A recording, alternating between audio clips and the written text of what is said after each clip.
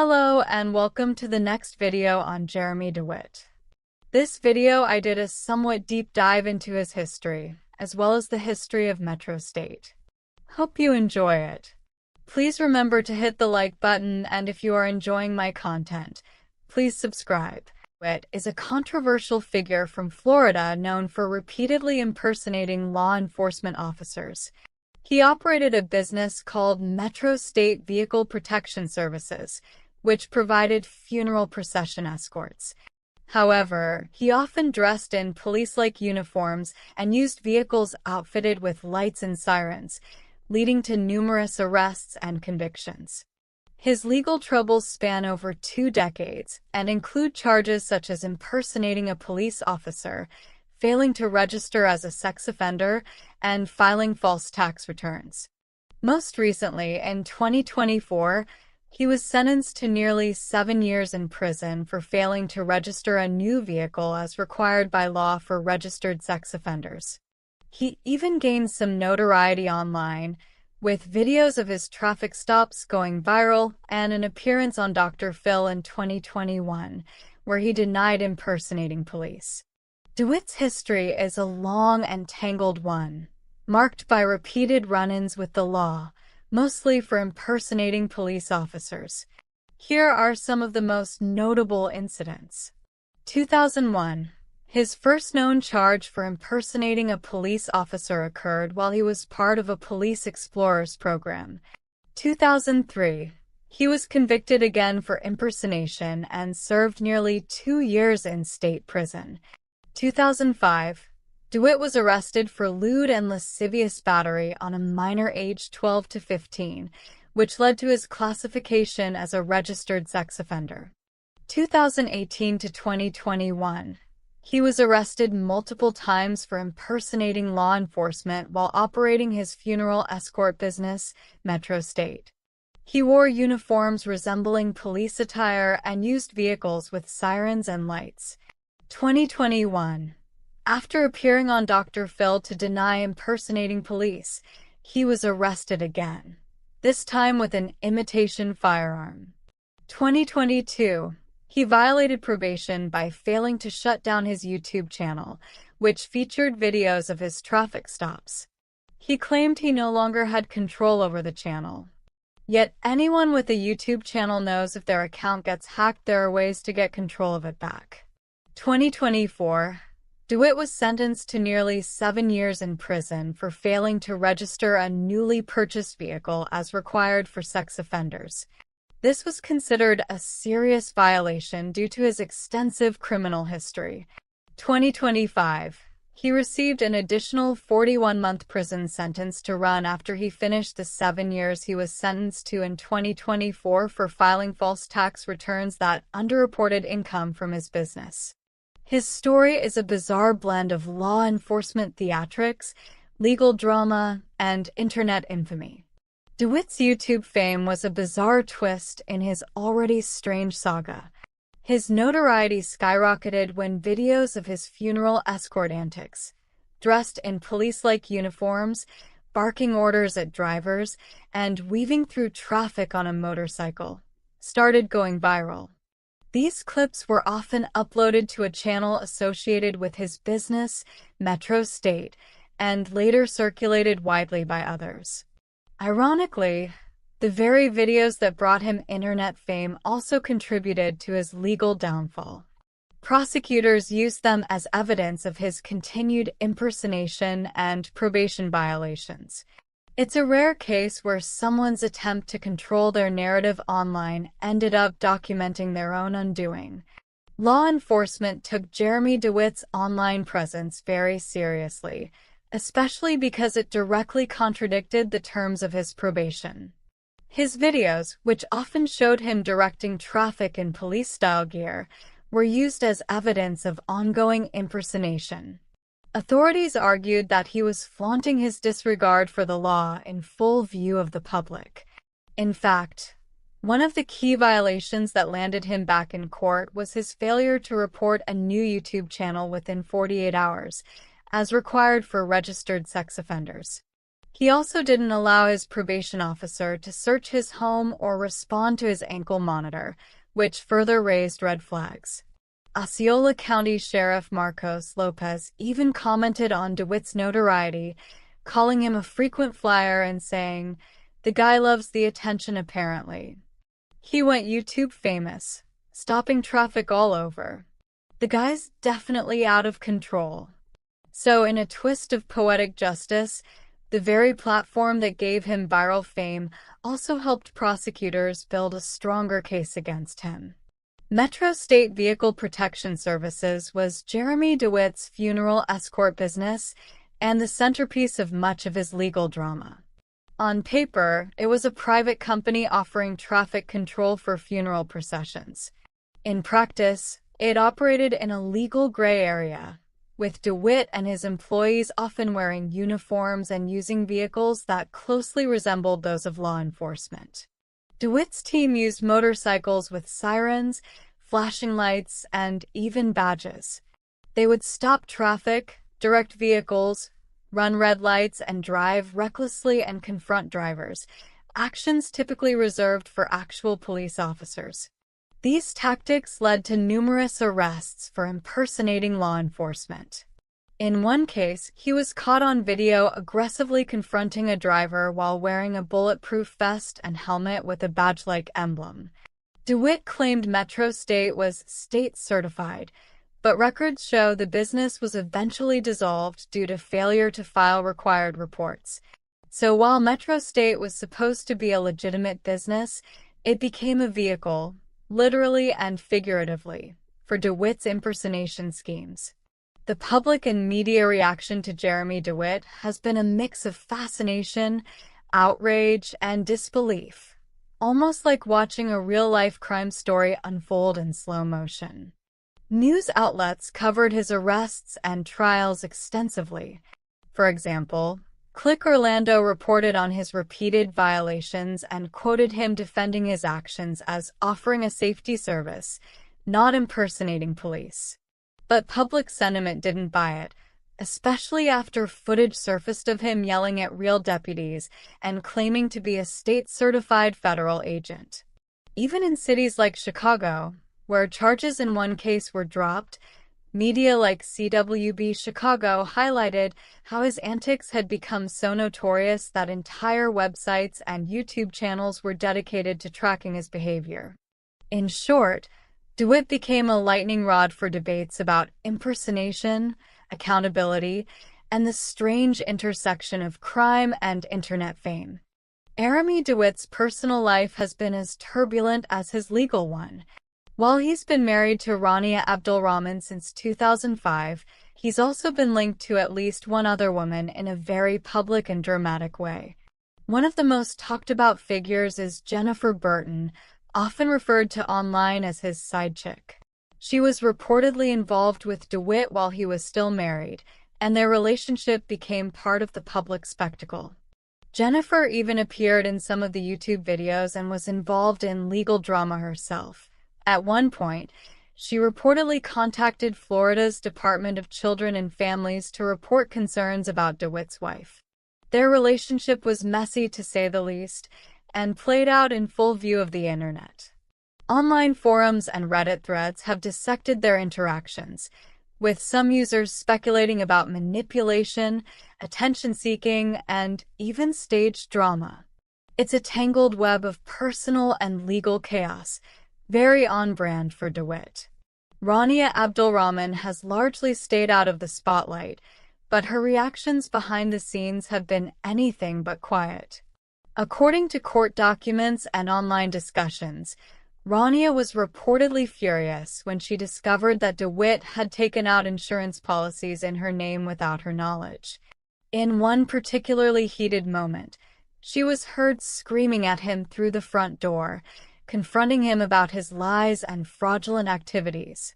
Some speculate she had no idea about the full extent of his schemes and may have been manipulated or kept in the dark. There's also speculation that she's been quietly working on a divorce while he's been incarcerated.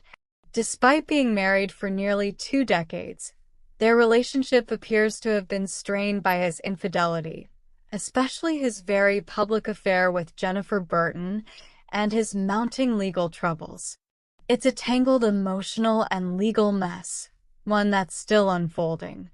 Jennifer Burton played a surprisingly complex role in Jeremy DeWitte's legal saga, sometimes as a supporter, sometimes as a critic, and often as a lightning rod for drama.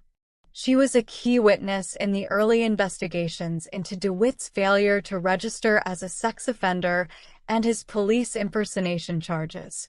At one point, she even tried to press rape and battery charges against him, though the state ultimately declined to prosecute. A 911 call she made in 2020 described injuries from an alleged assault by DeWitte, whom she referred to as her boyfriend. Despite this, Burton also maintained a strange loyalty to him. She was believed to have helped manage the website jeremydewitte.com and even advocated on his behalf to prosecutors. Some reports suggest she received financial support from, as well as having claimed to be in charge of Metro State every time Jeremy was in jail. She tried to get the employees to do what she wanted, however. Over time, they stopped listening to her. She would constantly change the locks, change the passwords to the cameras, take vehicles out for rides, and use the gas. She also went so far as to constantly send Rania photos of her and Jeremy, including ones from inside Jeremy and Rania's home and bedroom, just to taunt her. Their relationship was volatile and deeply entangled in his legal troubles. She was subpoenaed, interviewed, and even civilly committed at one point for mental health treatment related to the stress of the situation.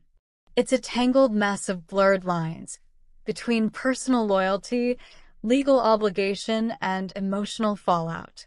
Burton's involvement in Jeremy DeWitte's legal saga was a lightning rod for both courtroom drama and public fascination.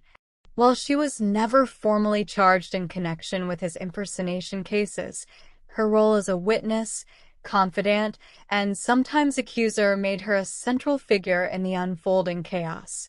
In court, Burton was subpoenaed multiple times and gave statements that both supported and contradicted DeWitte's claims. Her 911 call in 2020, alleging assault, was a pivotal moment, though prosecutors ultimately declined to pursue charges. She was also reportedly involved in managing online content related to DeWitte, which raised eyebrows given his probation restrictions on internet activity. Public opinion was sharply divided. Some saw her as a victim caught in DeWitte's manipulative orbit, while others viewed her as complicit or even attention-seeking. Online forums and YouTube commentators dissected her every move, with some speculating that she was both emotionally entangled and legally vulnerable. Her erratic appearances, sometimes defending DeWitte, other times accusing him, only fueled the intrigue. In short, Burton's presence blurred the lines between witness, participant, and provocateur. Her story became a subplot in the larger narrative of deception, control, and internet spectacle.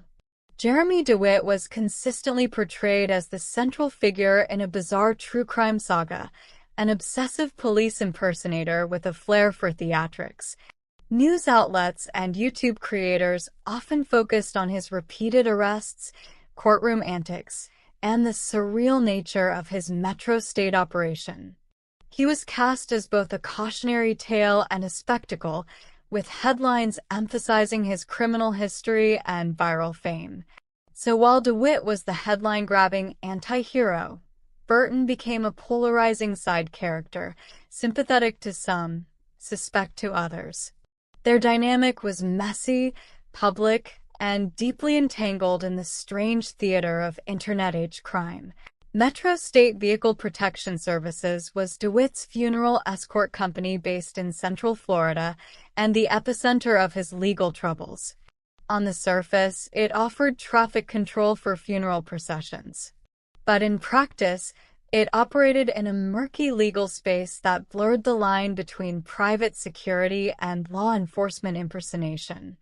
DeWitte and his team wore uniforms, rode motorcycles with flashing lights, and used sirens, mimicking real police officers during funeral escorts.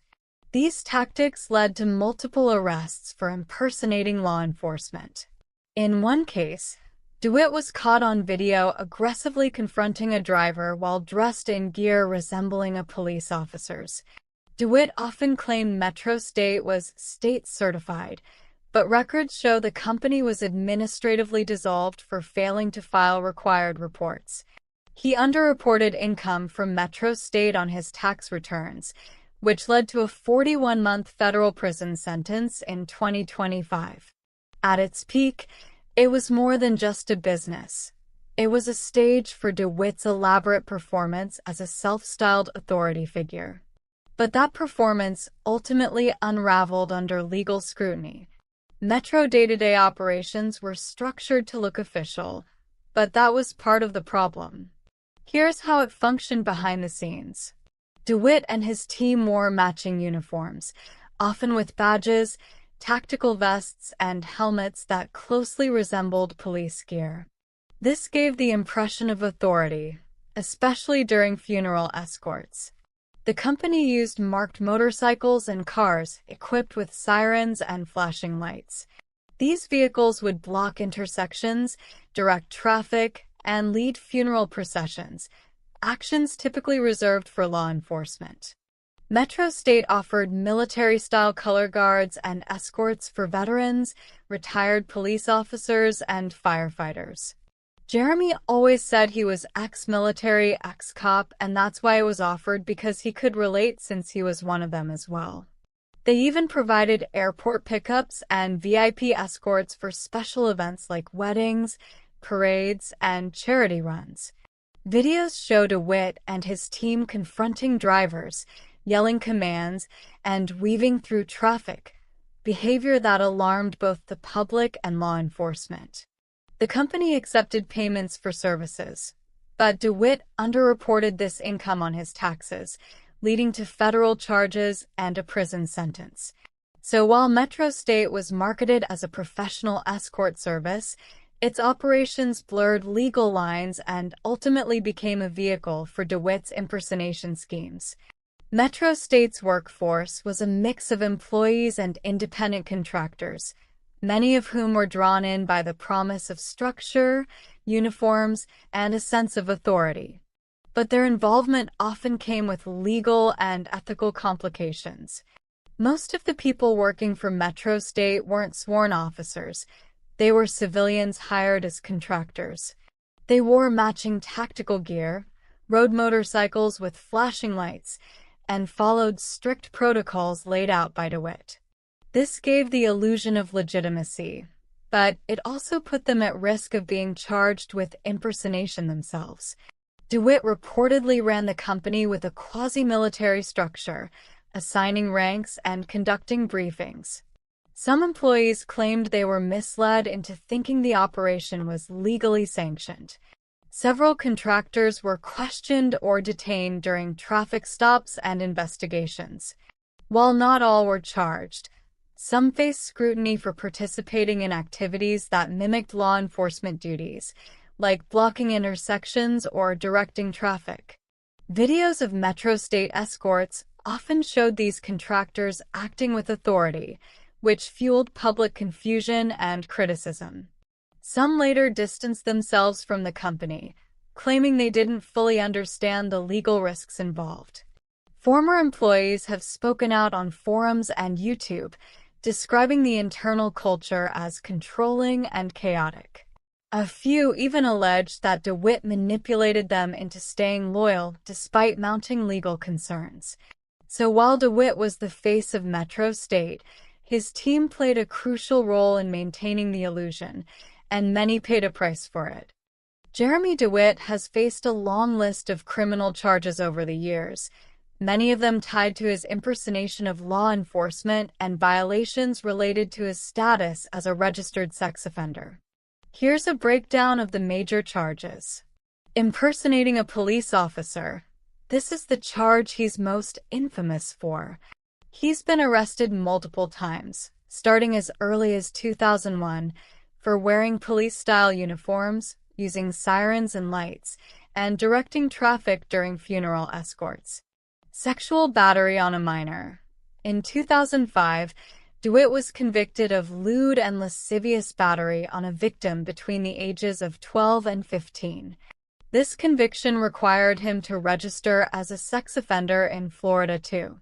Failure to register as a sex offender. He's been charged several times for failing to properly register changes in address or vehicle ownership, which is required under Florida law for sex offenders. 3. Probation violations. These include failing to shut down his YouTube channel, not allowing his probation officer to search his home, and not responding to his ankle monitor. Filing false tax returns.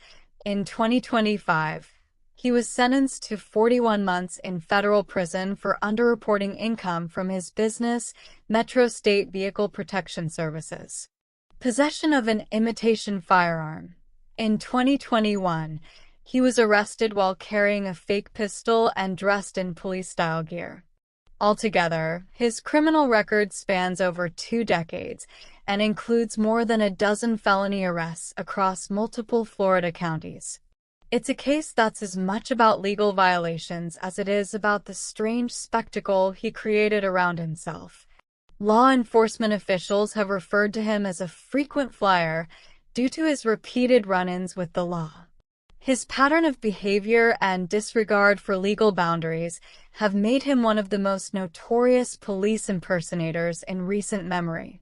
DeWitte's long arrest history had a major impact on his sentencing, especially in his most recent cases. Judges and prosecutors didn't just look at the individual charges. They considered the pattern of behavior and his repeated disregard for the law. In 2024, DeWitte was sentenced to nearly 7 years in prison for failing to register a newly purchased vehicle, a requirement for registered sex offenders. While the statutory maximum for that offense was 5 years, the judge imposed a harsher sentence due to his extensive criminal history, which included 12 prior convictions involving dishonesty, such as impersonating police officers. Then in 2025, he received an additional 41-month federal sentence for filing false tax returns that underreported income from his Metro State business. That case was handled by the U.S. Department of Justice and included $70,000 in restitution to the IRS. So in total, his repeated arrests and convictions painted a picture of someone who couldn't, or wouldn't, follow the rules, which led the courts to finally say, enough is enough. DeWitte's legal team had a tough job defending someone with such a long and well-documented history of impersonation and probation violations. In court, they often argued that his actions were misunderstood or mischaracterized, claiming he was providing a public service through funeral escorts, not impersonating police. They also emphasized that he never claimed to be a sworn officer and that his uniforms and vehicles were technically legal under Florida law, though that argument didn't hold up well under scrutiny. When it came to his tax fraud case, there wasn't much wiggle room. DeWitte underreported income from Metro State for 2 consecutive years, leading to a 41-month federal prison sentence and $70,000 in restitution to the IRS. The court noted that his actions were part of a broader pattern of dishonesty, which influenced the severity of the sentence. As for his future after release, it's uncertain. He'll face supervised release and likely ongoing scrutiny from law enforcement. Given his notoriety, it's unlikely he'll be able to quietly resume anything resembling his old business. Some speculate he may try to pivot into media or consulting, perhaps even capitalizing on his infamy. But any such move would be closely watched by authorities. If he's learned anything from his time behind bars, it'll show in how he reintegrates. But if history is any guide, the road ahead may be just as rocky. Metro State's employees and contractors were a key part of the illusion that made the company seem like a legitimate law enforcement agency, when in reality, it was anything but. The majority weren't sworn officers. They were civilians hired to wear tactical-style uniforms, ride motorcycles with flashing lights, and follow strict protocols that mimicked police procedures. DeWitt ran Metro State with a rigid hierarchy, assigning ranks and conducting briefings. Some employees later claimed they were misled into believing the company was legally sanctioned. Several contractors were stopped or questioned by law enforcement during funeral escorts. While not all were charged, some faced scrutiny for participating in activities that bordered on impersonation. Videos of Metro State escorts often showed these employees acting with authority, blocking intersections, directing traffic, and confronting drivers. This fueled public confusion and criticism, especially when it became clear they weren't actual police. After the company was dissolved, some former employees spoke out online, describing the internal culture as chaotic and controlling.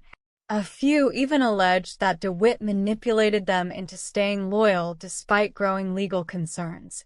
So while DeWitt was the face of Metro State, his employees were the gears that kept the illusion running, and many of them got caught in the fallout. Keith Vidler, a former Orange County deputy who played a key role in investigating Jeremy DeWitt. While not an employee of Metro State, Vidler's involvement blurred lines. He was accused of overstepping his authority during the investigation and was eventually fired from the sheriff's office in 2022. Some saw him as a whistleblower. Others believed he became too personally invested in the case. As for actual Metro State employees, many have remained anonymous, but a few surfaced in videos and online forums. One of the most revealing interviews with a former Metro State employee is with Victor Lopez, who worked for the company from 2014 to early 2020. In a YouTube interview, Lopez described a chaotic and unprofessional environment. He said there was no formal hiring process, no applications, background checks, or liability waivers. Employees were paid via Cash App, often inconsistently, and without official documentation. Training was minimal. DeWitt personally instructed them, often emphasizing aggressive tactics during escorts. Lopez recalled shutting down a 6-lane highway for a wedding escort, an action far beyond what a private company is legally allowed to do. He also mentioned financial instability, including DeWitt asking his own mother for money while spending heavily on mobile games. Another former employee, known as Sierra One, appeared in a separate interview and tried to defend Metro State's mission, but acknowledged the confusion and backlash caused by their police-style presentation. He stated the company's use of purple and amber lights caused confusion. There was constant tension with law enforcement and the public. They believed they were helping the community, but acknowledged the optics were problematic. Sean Bridgemohan. According to a Reddit post, Sean only lasted 5 weeks at Metro State. He described the environment as chaotic and said DeWitt later contacted him to help with media appearances, even after he'd left the company. These first-hand accounts paint a picture of a company that operated more like a cosplay militia than a legitimate business. Law enforcement's response to these individuals was generally cautious. While they focused their legal efforts on DeWitt, they also issued public warnings about the dangers of participating in unauthorized funeral escorts. The Florida Department of Law Enforcement emphasized that only sworn officers have the authority to direct traffic or use emergency lights. Law enforcement didn't shut down Metro State Vehicle Protection Services with a single raid or court order. It was more like a slow-motion collapse under the weight of legal pressure, public scrutiny, and Jeremy DeWitt's own actions. Florida's Division of Corporations listed Metro State as inactive due to administrative dissolution, meaning the company failed to file required annual reports and lost its legal ability to operate. DeWitt's multiple arrests for impersonating police officers while operating Metro State drew increasing attention from local law enforcement. His confrontational behavior during funeral escorts, caught on video, prompted investigations and traffic stops that disrupted operations. His failure to comply with sex offender registration laws and probation terms, like not shutting down his YouTube channel, led to further arrests and jail time, making it impossible for him to continue running the business. Petitions circulated urging funeral homes to stop using Metro State due to DeWitte's criminal history and false military claims. This public backlash likely discouraged clients from hiring the company. As more former employees spoke out and videos exposed the company's tactics, Metro State's reputation crumbled. Even if it hadn't been legally dissolved, it had effectively lost the trust of the community and law enforcement. So while there wasn't a dramatic shutdown moment, the company was slowly dismantled by a combination of legal action, regulatory failure, and public exposure. All done this way because DeWitte refused to follow the laws and numerous court orders. DeWitte falsely claimed to have served in the U.S. Army Special Forces, participated in the Second Battle of Fallujah, and received an early medical discharge due to injuries sustained in a parachute jump. He also had stated his brother died as well. However, none of this is true. He never served in any branch of the military. His stolen valor claims were widely exposed, with court documents and independent investigations proving that he was actually in prison during the time he claimed to have been deployed. Despite this, he frequently wore military-style uniforms and used terminology that mimicked law enforcement and military procedures, further fueling the illusion. His false military claims even led to a petition urging funeral homes to stop using Metro State services due to his history of deception. Many veterans were furious that DeWitte falsely claimed to be a U.S. Army Special Forces major who fought in Fallujah. His claims were completely fabricated, and military records confirmed he never served. A Reddit discussion highlighted how veterans felt his impersonation was disrespectful to those who actually served, with one user saying, "His constant, unprosecuted stolen valor pisses me off the most." Some veterans even suggested that his downfall was inevitable, given his history of deception. A Change.org petition urged funeral homes to stop using Metro State services, citing DeWitte's stolen valor, sex offender status, and police impersonation as reasons why his business was a danger to public safety. The petition described him as a serial impersonator who dishonored real veterans with his false claims. A YouTube video titled "The Most Ridiculous Case of Stolen Valor in History" dissected DeWitte's false military claims, calling him one of the most notorious stolen valor offenders ever. The video highlighted how he built an entire fake career around his impersonation, making over $800,000 a year from Metro State before his arrests. His stolen valor claims weren't just lies. They were part of a larger pattern of deception that fueled his police impersonation and fraudulent business. Law enforcement never formally charged Jeremy DeWitte for his false military claims, but they used them to discredit him in court and investigations. Prosecutors and investigators confirmed through military records that DeWitte never served in the U.S. Army, despite his claims of being a Special Forces major who parachuted into Fallujah. His stolen valor claims were cited in court filings to show a pattern of deception, reinforcing charges related to police impersonation and fraud. Officers who investigated him mocked his military lies, with one Gulf War veteran reportedly quizzing him on military knowledge, which he failed miserably. While he wasn't charged specifically for stolen valor, his false military claims helped fuel public outrage, leading to petitions and pressure on funeral homes to stop using Metro State. So while he avoided direct legal consequences for his military lies, they played a major role in exposing his broader pattern of fraud and impersonation. DeWitte was sentenced to nearly 7 years in prison in 2024 for failing to register a new vehicle, violating sex offender registration laws. The maximum penalty for this offense was 5 years, But the judge imposed a harsher sentence due to his extensive criminal history, which includes 12 prior convictions involving dishonesty, such as impersonating police officers, failing to register newly purchased vehicles, a requirement for sex offenders, and probation violations, including not shutting down his YouTube channel. In 2025, DeWitt was sentenced to 41 months in federal prison for filing false tax returns that underreported revenue from his business, Metro State Special Services, to be served after the 2024 sentence is completed.